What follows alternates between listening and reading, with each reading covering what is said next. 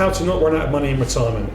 So retirement is very, very complicated, but planning ahead is the most important way to make sure that you don't run out of money in retirement.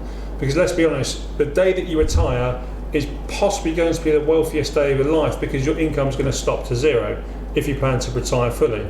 So then it's making sure that that money is going to last for the rest of your life. And the way you do this is you split your assets firstly into two different pots. So let's say you're really far away from retirement, you need to look at the assets that provide you with an income. So these are things like rental property, defined benefit pensions, annuities, state pensions or social security, and then everything else that doesn't provide an income, which is just a pot of money where you have to decide how much income to take from this pot. So this could be cash, investments, private or workplace pensions where you're not taking annuity, you're just taking drawdown or distributions. If you're transferring a defined benefit pension or you're selling a rental property, of course that's going to go into cash which needs to be invested. So you can then look at different scenarios of certain assets that you have where you could take it as an income or you could take it as a lump sum, which will then put it into a different pot. What you then need to do is work out how much income you need in retirement and then see what your income shortfall is based on looking at what your income generating assets are and subtracting that from the pot that you need in retirement. So I'll give you an example. Well, let's just say you need 100,000 euros as an income in retirement. You've got a state pension between you and your spouse, which pays 12,500 euros each. So that's 25,000 euros that kicks in at the age of 67. You've also got a defined benefit pension which kicks in at 65, and that gives you another 25,000 euros. You've got no rental properties and no annuities, so you've got a total income in retirement of 50,000 euros. But the problem is, if you retire at 65, only the defined benefit pension is going to provide you with the income. The state pensions don't kick in for another 2 years. So you need to make sure that you have an additional lump sum to cover the shortfall for those 2 years from the state pensions.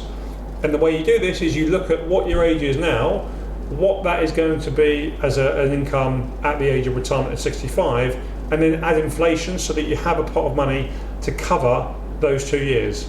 The longer that is, the more inflation is going to impact you, but that is an absolute must. You need to know what that deficit is going to be from income generating assets that don't provide you with an income on the day that you plan to retire, if the access age is further ahead.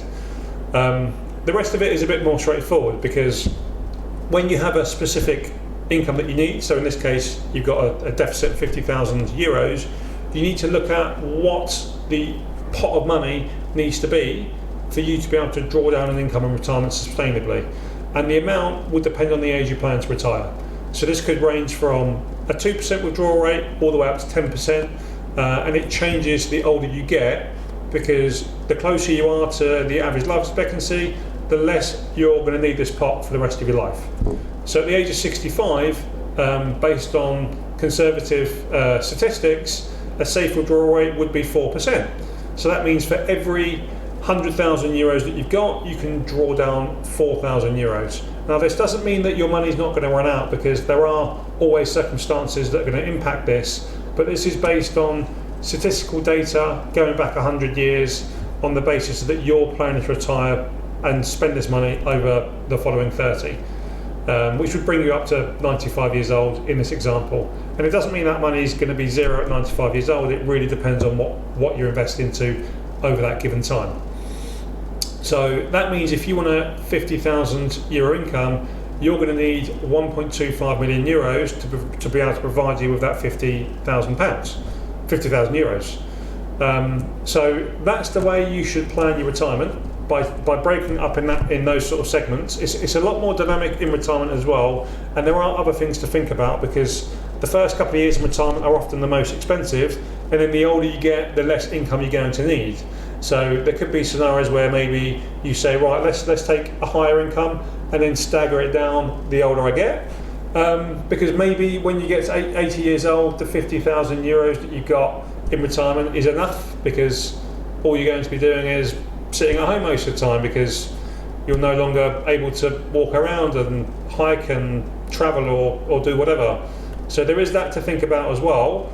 And then it's about a case of if you've got too much money, well, maybe I'll gift money to my kids whilst I'm still alive. What are the gift rules in that country? But you need to make sure that you have enough money for yourself to live out the rest of your days, because one thing that we're never sure of is the day that we die. And given that kids these days have a 50% chance of living to 100 years old, I think we need to plan for living a lot longer, especially given the advancements in healthcare. And if you retire at 65 and you live to 95, that's 30 years.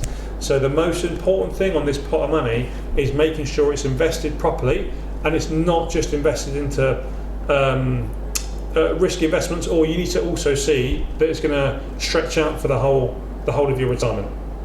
So really important things to think about. If you do want to speak to someone and go for a retirement plan, we can actually go for a full cash flow modelling session, and we can look at when your money's going to be running out based on what your plans are.